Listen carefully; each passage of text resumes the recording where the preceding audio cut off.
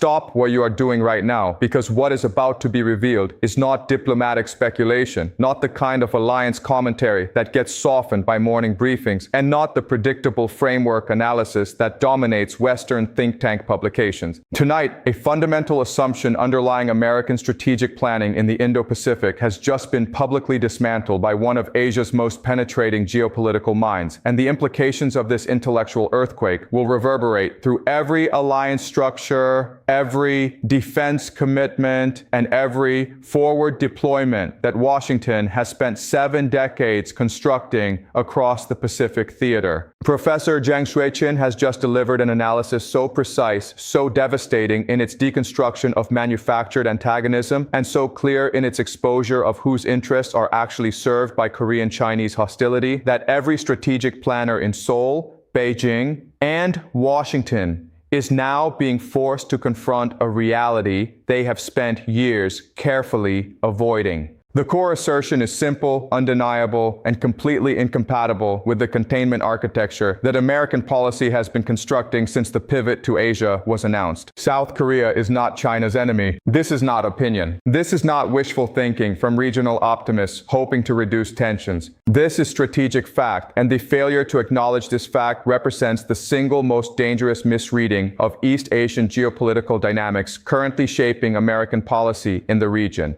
The number that changes everything is not a missile count or a defense budget allocation. It is a trade dependency ratio that reveals where South Korea's actual strategic interests lie versus where American planners insist those interests must be positioned. China represents 31% of South Korean exports, a figure that dwarfs Korean economic engagement with every other trading partner, including the United States, Japan, and the entire European Union combined. This is not marginal commercial relationship. This is structural economic integration at a level that makes confrontation between Seoul and Beijing economically catastrophic for the Korean economy, regardless of what security guarantees Washington provides. The semiconductor supply chains, the automotive manufacturing networks, the consumer electronics production systems, and the heavy industrial export markets that define South Korea's economic model are all fundamentally dependent on Chinese demand, Chinese manufacturing integration, and Chinese market access. Any strategic framework that requires South Korea to treat China as an adversary is demanding that Seoul commit economic suicide to serve American containment objectives. If this analysis has been cutting through the manufactured consensus that dominates mainstream strategic commentary on East Asia, if this examination has been providing the clarity that official narratives deliberately obscure, then now is the moment to ensure you never miss an update that could reshape your understanding of how power actually operates in the Indo-Pacific. Subscribe to this channel, activate notifications, and share this content with everyone in your network who understands that the most important geopolitical analyses are the ones that challenge rather than confirm the assumptions driving policy in Washington, Tokyo, and Brussels. The alliance structures being constructed right now are based on threat perceptions that serve external agendas rather than Korean national interest, and understanding this divergence is not optional for anyone serious about comprehending where East Asian security architecture is actually heading. The historical context that exposes the artificiality of Korean-Chinese antagonism spans 70 years of peninsula dynamics that American strategic planners systematically misinterpret.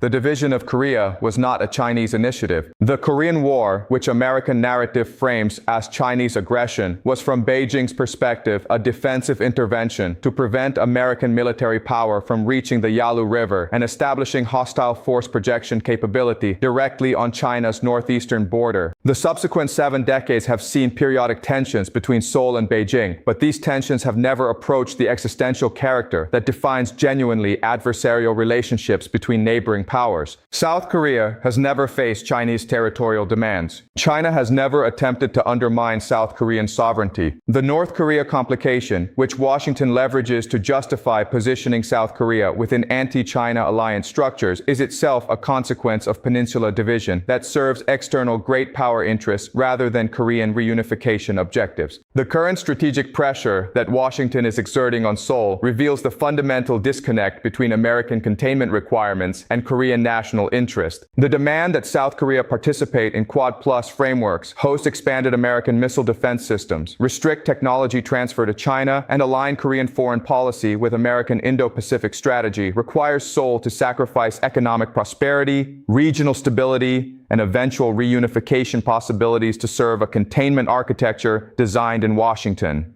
The THAAD deployment controversy that dominated Korean politics several years ago was not resolved but temporarily suppressed, and the underlying tension between what America demands and what Korea can afford to provide remains the defining contradiction in the alliance relationship. Every additional American request for Korean participation in anti-China initiatives forces Seoul further into a strategic corner where the costs of compliance increasingly exceed any conceivable benefits from continued tight alignment with Washington's regional agenda. The geographic reality that American planners refuse to acknowledge is that South Korea cannot relocate. China will remain Korea's largest neighbor regardless of what alliance commitments Seoul makes to Washington. The peninsula will continue to sit at the intersection of Chinese, Russian, and Japanese spheres of influence long after American attention shifts to other theaters or domestic priorities. Korean strategic planners understand with absolute clarity that their nation's long-term security and prosperity depend on maintaining workable relationships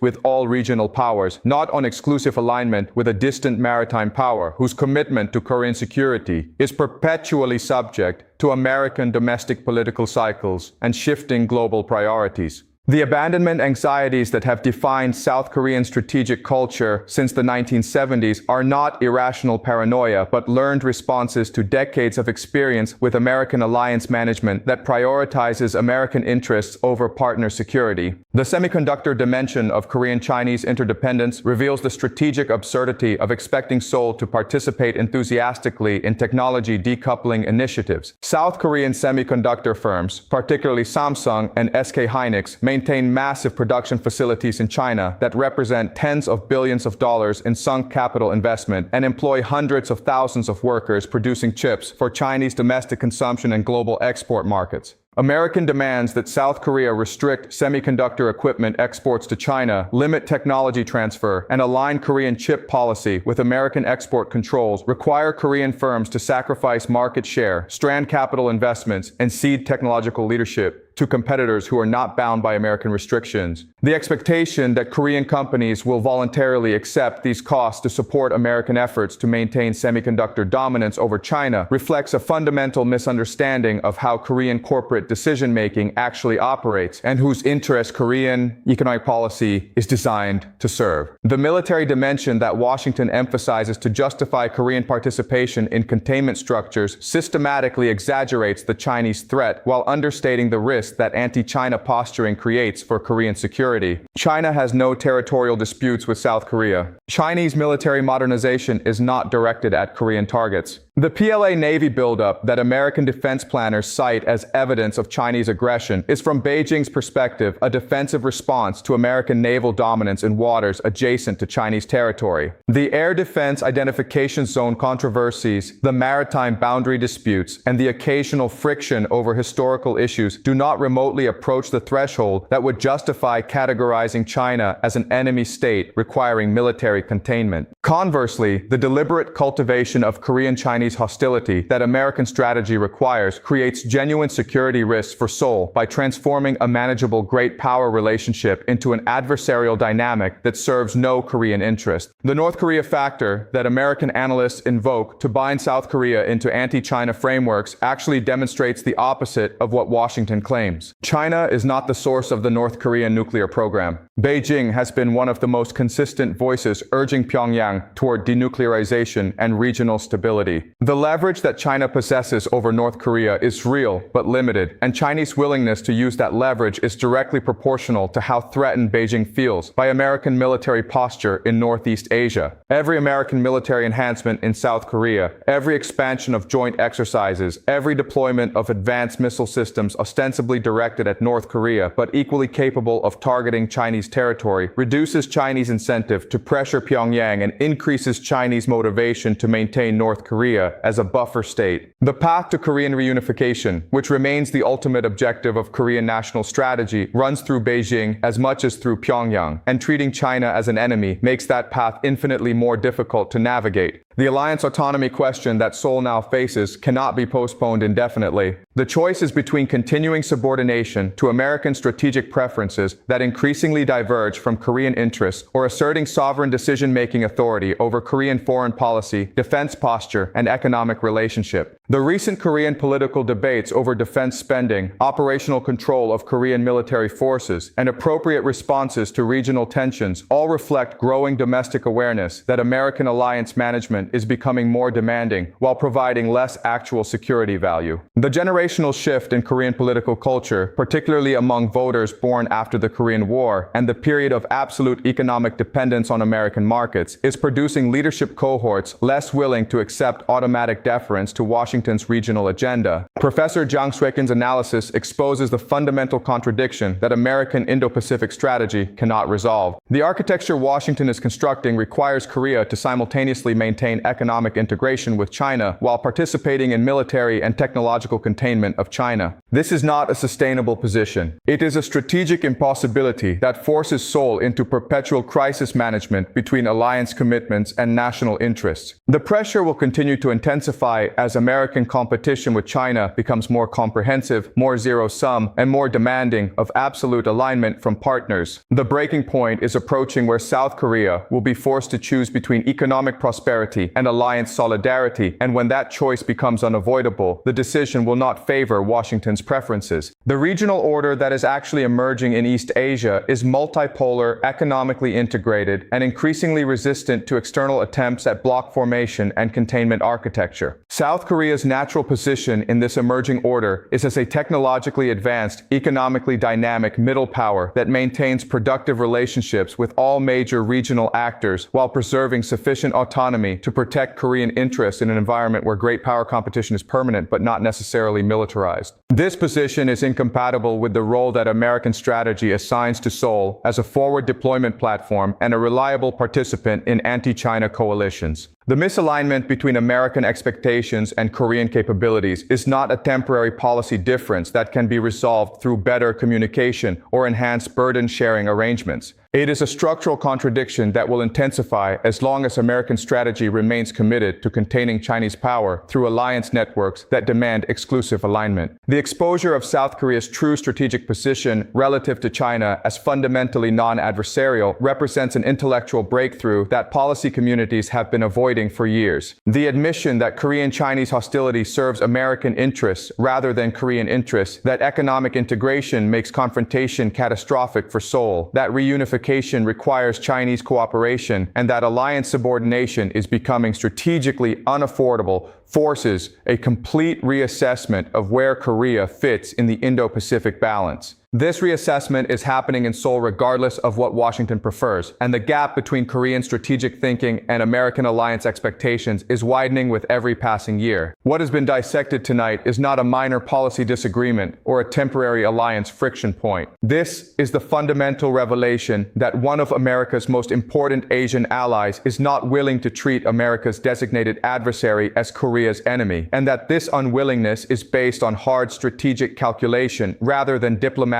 nicety. The implications extend far beyond the Korean Peninsula to every alliance relationship in the Indo-Pacific, where Washington is demanding partners choose sides in a confrontation that serves American hegemonic interests rather than regional stability. If this analysis has provided clarity that challenges the manufactured consensus dominating strategic discourse, subscribe now to ensure you receive every update that exposes the gap between official narratives and strategic reality. Share this examination with everyone who understands that the most important truths about great power competition are the ones that alliance managers work hardest to suppress. The old certainties about Asian alliance structures are collapsing under the weight of their own contradictions, and understanding what replaces them is not optional for anyone serious about comprehending how power operates in the 21st century Indo-Pacific.